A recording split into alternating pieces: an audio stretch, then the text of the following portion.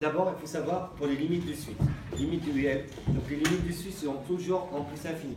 Donc je répète, sont toujours en plus infini. Et vous allez croiser 4 formes indéterminées. Quand je parle de 4 formes indéterminées, c'est les 4 formes, vous devez les connaître. D'abord, tu as infini sur infini, plus moins l'infini, 0 fois infini. Les 3 là, c'est eux qu'on croise le plus sur les suites. Et on a 0 sur 0, la 4e forme indéterminée qu'on utilise rarement dans les suites.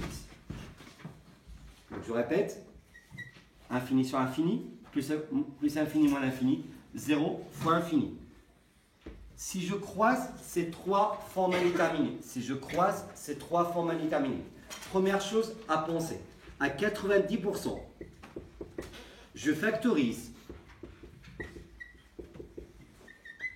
par le terme du plus grand degré.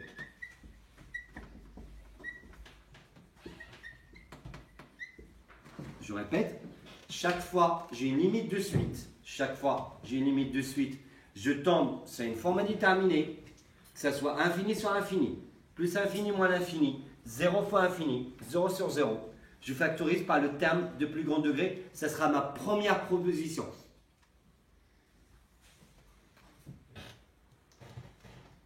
En deuxième position,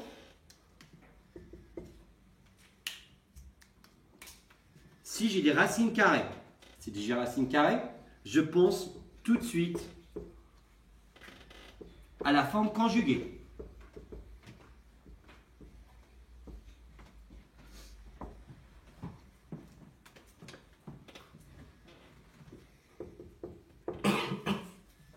Troisième position, si j'ai des cosinus, des sinus ou du moins 1 puissance n, des cosinus, des sinus, des moins 1 puissance n. Souvent, ça m'amène au théorème de gendarme.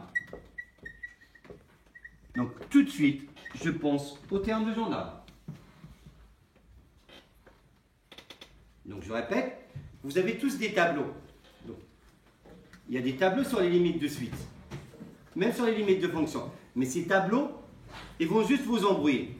Retiens les 4 formes indéterminées et après, applique ce que tu sais faire sur les applications. C'est-à-dire un positif fois un négatif, il devient négatif. Un positif fois positif, il devient positif. Donc le reste, c'est ça. Donc vous n'avez pas besoin de servir du tableau, servez-vous de ça.